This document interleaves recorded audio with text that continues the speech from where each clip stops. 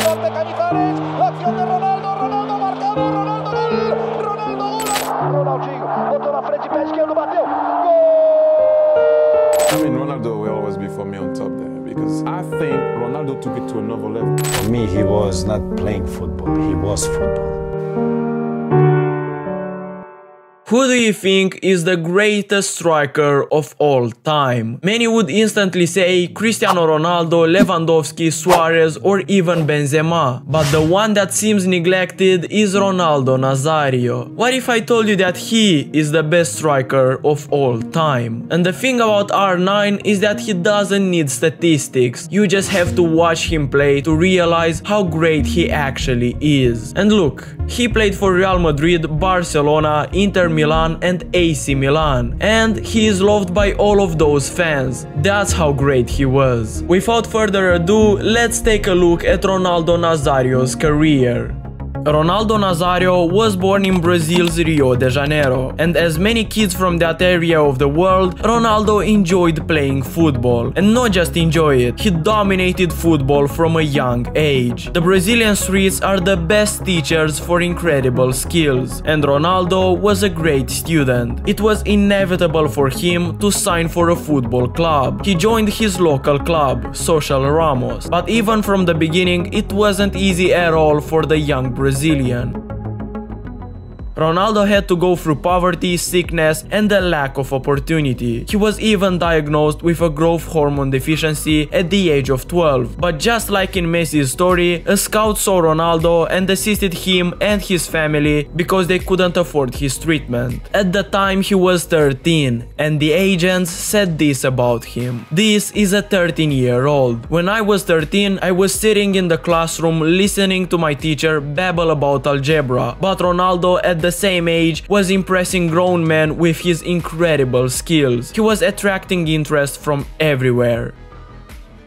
And so he chose a professional club at the age of 16. It was Cruzeiro, a Brazilian team. And there it didn't take long since European giants noticed his talent. He didn't need any introduction. He was Ronaldo Nazario, one of the best youngsters in the world at that time. He had everything: headers, pace, dribbling, skills. He was simply too good for his age. Just look at this picture. He was smiling as he was destroying the goalkeeper. One game, Cafu came to see Ronaldo play. He had to show off his incredible skills, and oh boy, did he show them. He scored 5 out of 6 goals in a demolition of his team's rivals, and in this match, he earned the notorious nickname The Phenomenon, El Phenomenon. And this wasn't only a peak that ended quickly. For the 2 seasons that followed, Ronaldo averaged near a goal per game. Let me remind you, he was just a teenager. Ronaldo led Cruzeiro to their first 2 trophies for a long time. At a time where his team weren't even considered as contenders for any trophy. Ronaldo scored 44 goals in 47 games, and because of that he got called up to the World Cup.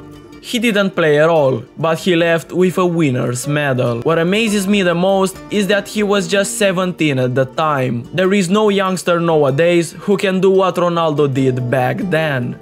Like I said earlier, it didn't take long for European clubs to chase the phenomenon. He had offers from AC Milan, Inter, Juventus, Ajax and PSV. And do you know which one he chose? PSV. He took the advice of Romario and went to PSV to develop his raw talent and to perfect himself. It was also a great first club in Europe for Ronaldo. So can you guess how many goals he scored in his first season there? 35 goals in 36 games. In the season that followed, Ronaldo began experiencing issues with his knees. He had a swelling around the knee, which restricted him to play for only 21 games. At first, this wasn't a big problem, but as we go on, you'll understand why this was so important to mention. Still, those 21 games proved to be successful for Ronaldo, as he scored 19 goals. Ronaldo was 18 years old already, but he played like he was in his prime all the time. This youngster was unlike anything you've ever seen in football.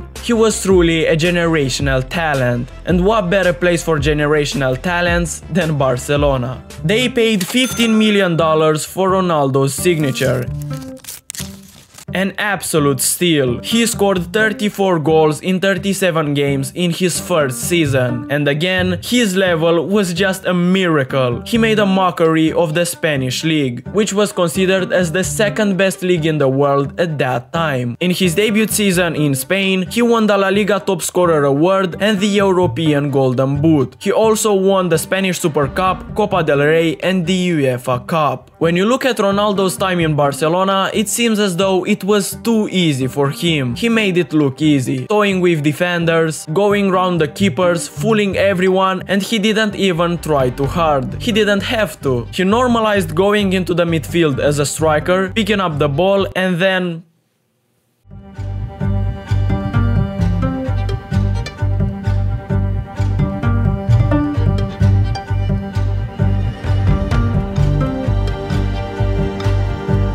Unfortunately, because of a contractual dispute, his journey with Barcelona lasted only one season, and the next club he chose was none other than Inter Milan.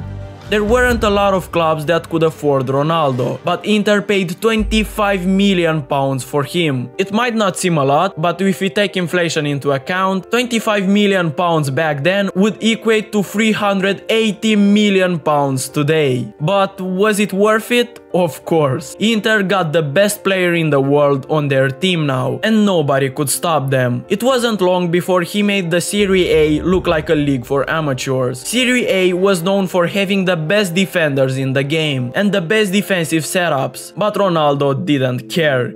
He made Maldini, the best defender of all time, fear for his life. In his first season at Inter, Ronaldo scored 25 goals in the league and was named Serie A Footballer of the Year. He went on to claim the FIFA Player of the Year award and the Ballon d'Or at 20 years old. He became the youngest ever player to win the Ballon d'Or. By this time, it was clear. Ronaldo was the best striker of all time. No debate. In fact, he wasn't only the best striker of all time, he was also considered the greatest player of all time. At the age of 21, he went to the World Cup in 1998, where he scored 3 goals and made 3 assists, reaching the final with Brazil. But in that final against France, something strange happened with Ronaldo. He didn't look like himself. Ronaldo was clearly sick, but the manager couldn't take him off as that would cause a public outrage. Brazil lost 3-0 and Ronaldo said that he lost the World Cup, but he won another cup, his life.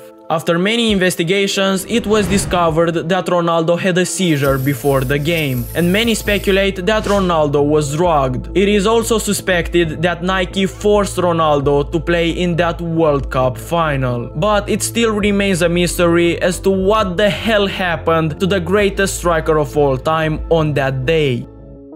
However, things took a dark turn when he returned to Inter Milan. At the start of the 1999-2000 season, Ronaldo suffered an injury to his knee. He had ruptured a tendon in his knee and he would require surgery. He returned in April 2000 against Lazio, and although Inter knew they shouldn't force him to play, they did. In just 6 minutes, Ronaldo got another knee injury, this time much worse. He completely ruptured his kneecap tendons. He went on to miss the entirety of the 2000 and 2001 season. He only came back from injury when the World Cup 2002 began. Brazil were nowhere near what they used to be at that time, and nobody considered them as real contenders. But Ronaldo would change everything when he came back to his national team. Ronaldo scored in every game of the tournament, except the quarterfinals against England. This was also the time when his iconic haircut appeared, and it became even more legendary when in the final against Germany, Ronaldo scored 2 goals and he tied Pele's record of 12 career World Cup goals. That year he won multiple awards, including the 2002 FIFA World Player of the Year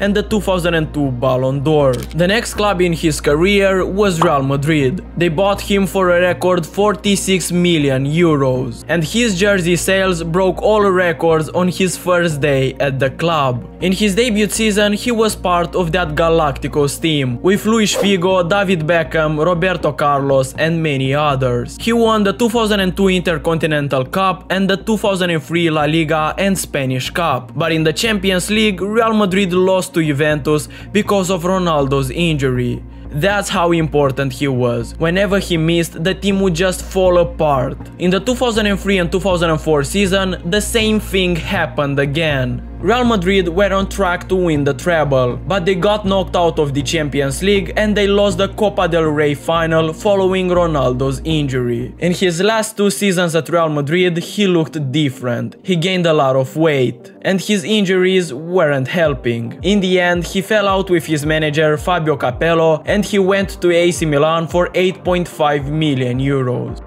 He then joined the list of a few players who have played for both AC Milan and Inter Milan. He has also played for Barcelona and Real Madrid, and like I said at the beginning, he was loved by all of those fans. In his first season, Ronaldo scored 7 goals in 14 games, which is not bad at all, but for a player of his stature, it was not enough. And this dark period would culminate when he ruptured the kneecap ligament in his left knee. It was the 3rd time he suffered such an injury. He began to fear for his career, especially when he thought about the fact that he never won a Champions League. In 2009, Ronaldo was released by AC Milan at the end of the season, a thing that no one would have predicted a few years before. He then wanted to return to his motherland, in Brazil, and the team that he chose was Corinthians, where he won the Campeonato Paulista with 10 goals in 14 games. In 2011, as his weight and injury problems got worse, Ronaldo decided to retire from football. He had a disorder called hypothyroidism, which made him gain weight without control. Still, his biggest problem were injuries. He simply could not continue. It was just too painful.